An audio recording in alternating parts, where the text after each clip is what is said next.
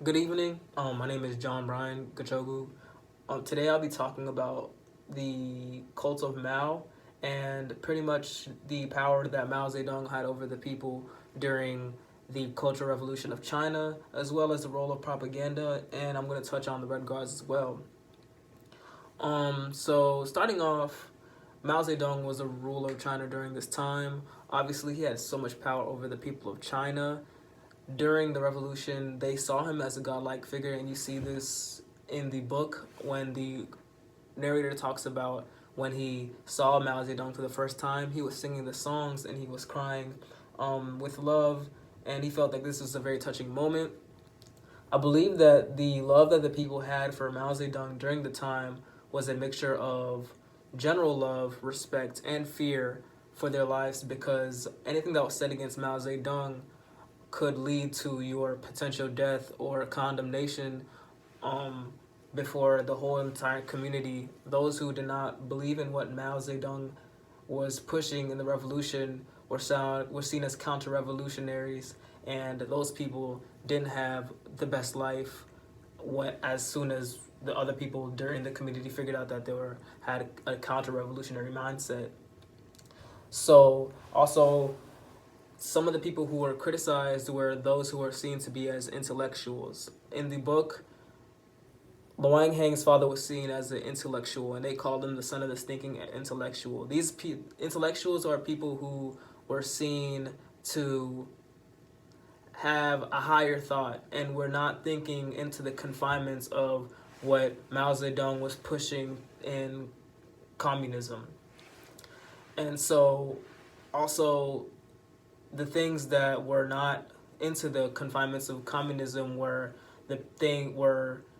things that fell into four they were called the four olds. So old thought, old customs, old culture, and old morals were things that they were trying to push away.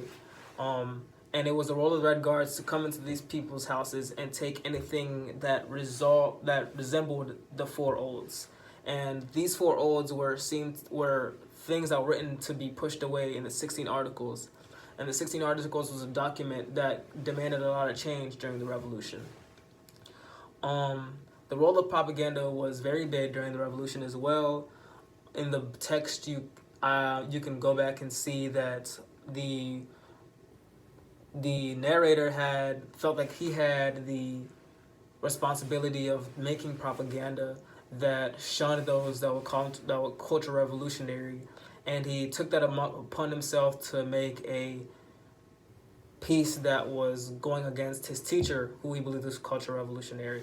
And in the text, his father makes him go and apologize to his teacher, but in his mindset, he believed that what he was doing was right. And this is crazy to see because historically China was a place of respecting your elders and being with your family, but he disrespected his elder, which was counter to what the people of China believed in, just so that he can make propaganda that was shunning his teacher. And that can just show you how strong the revolution was to these people, that they were like, anybody who you see that was going against the revolution, throw those people under the fire. It doesn't matter if it's your family, if they're older than you, if it's your spouse, it doesn't matter. Revolutionary first, people who matter to you second. So that pretty much covers up the strength of the cult of Mao, and also the role of propaganda, and also what made people respect Mao Zedong. The book really correlates with the teacher videos that were put into Canvas, because the teacher